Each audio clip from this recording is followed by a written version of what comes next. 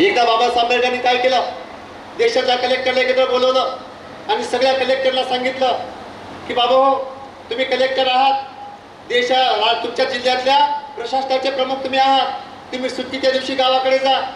रविवार आहे, कुणी वाडीवरचा आहे, वस्तीवरचा आहे, गावातला आहे, तांड्यावरचा आहे, तुम्ही आपापल्या गावामध्ये सुट्टीच्या दिवशी जायचं.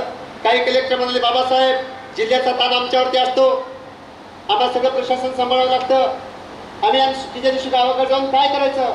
डॉक्टर साहेब तेव्हा बाबासाहेब आंबेडकर असं म्हणाले, तुम्ही कलेक्टर आहात, जेव्हा तुम्ही सुट्टीच्या दिवशी गावाकडे जाल तेव्हा आमची माय माऊली आहे, तिच्या हातामध्ये एखादं लहान लेकरू आहे, बोटाला धरून एखादं आमचं लहान पोरगं चालतंय, आमच्या एखादी माय माऊली वट्यावरती बसलेली आहे, तुम्ही गावातनं चाललात, वाडीवरनं चाललात, वस्त्यावरनं चाललात, ती माय म्हणेल बघा आपल्या गावचा कलेक्टर चाललाय, आपल्या वाडीवरचा कलेक्टर चाललाय, आपल्या तालुक्याचा कलेक्टर चाललाय आणि तुमची माझी सगळ्यांची पोरं कलेक्टर झाली पाहिजेत.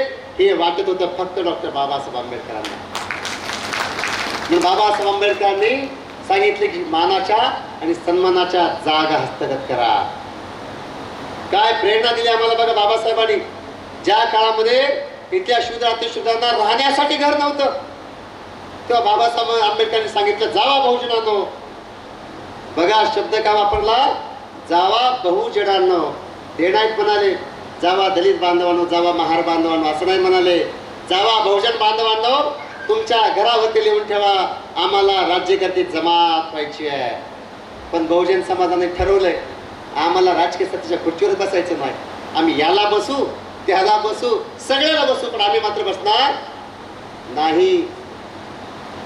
हे सगळं बदलायचं असेल तर राजकीय सत्ता काय आहे, परिवर्तनाची मास्टर की, असं डॉक्टर बाबासाहेब आंबेडकर म्हणाले होते.